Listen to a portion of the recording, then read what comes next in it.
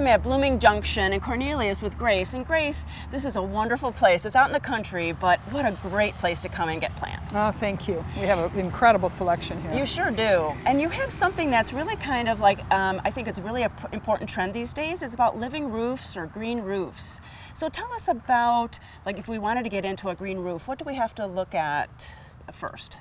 Well, first of all, you got to make sure that your structure will support a green roof. And the weights of the roofs are going to depend a lot on the depth of the soil and the soil mix that you actually use. So that's something you'll want to check out in advance and make sure that your building can take an extra load.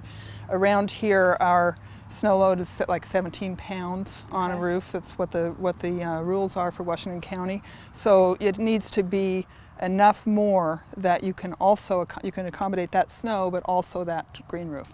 Because you're really taking care of it like a garden bed on a roof. Absolutely. So it's that same kind of idea. So you want to plant it, and you need to maintain it, which is really important. That's right, yes. And you also need to remember that the weight of it, you need to weigh it when it's thoroughly saturated, not when it's dry, because that's what's going to happen, and then you're going to get snow on top, and it's going to weigh a lot more than you think.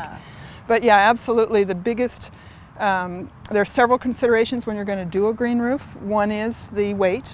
Another one is the soil that you use, because you want a really fast draining soil, and you don't want to have a lot of organic material in the soil. So we use a mix that has virtually no organic material. And the reason you don't want to use organic material is it breaks down and then the soil becomes smaller. And then you have to kind of come up and get more soil onto the roof. And you make ones that are modular, that are already ready to go. So maybe you can kind of talk about these. So we have a business where we all actually grow roofs for mostly commercial buildings. And that's a pre-vegetated system. We do a lot of different mixes. We plug them with other plants.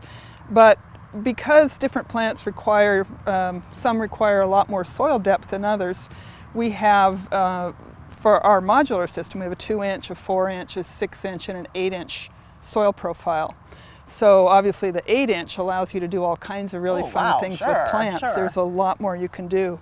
This one here is actually a 4-inch module. It's only 4 inches of soil. These, they just snap together on the roof, and when they get installed, these elevators get pulled out so it looks like it was grown up there, so it doesn't have any edges on it. And these are all sedums, different kinds of sedums. Yeah, this is a sedum mix, and sedums are really useful on a roof because they are they do CAM photosynthesis, so basically they're able, when it's hot and dry, they can close their stomates in the daytime and then open them up at night and take in this carbon dioxide at night when it's cooler. So they're very efficient on the roof. And there's a lot of other plants that have that same mechanism, and so those are really good plants to consider for your green roof. Grace, I see you have other plants here, and I bet you have some favorites that would be really good, successful plants for people to use. Oh yeah, there's so many plants that can be used. It's important for people to experiment, but these are a few things that we've had very good success with. If people have shady roofs, which is pretty common if you're doing a garage or something like that, to have some shade over it, you may want to use something like this, deer fern, or even maidenhair fern. If you have really pretty solid shade, works really well. And it works in a 4-inch soil profile, which is really nice.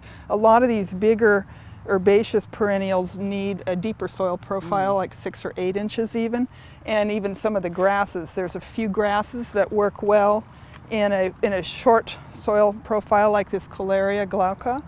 And then others like this Spirabolus is a fantastic green roof plant, but it needs 8 inches of soil. So that's the weight situation coming back. You really have to keep that in mind, whether you can put that kind of weight on your roof. Another very good plant is Fragaria virginiana. This is just a real stalwart on the roof, just very sturdy. Ajuga purple brocade we use a lot of. It works well on a shade roof, it works well on a sun roof. Very versatile, very nice for breaking up the texture and having more diversity in your roof. Grace, it really is a good time to come out and see all these plants for a green roof or for the garden. Fall is a good time to plant. I can't think of a better time to plant, really, Judy, because you get a full extra year of growth out of your plants. They put down roots without you spending a lot of time with the hose next spring and summer. True. So yeah, and we have an excellent selection out here today. We brought in a lot of extra new stuff for the Fall Planting Festival. And this is our Harvest Festival today. We've got a pumpkin pie contest. If you can come out and get a pumpkin here a pie pumpkin that we grow here on the farm. You can use your favorite recipe and come and enter to win a $100 gift certificate. We have a salsa contest also. Lovely. And we're having a couple of live music acts as well. So it should be a really fun day today. We're very excited. That is good.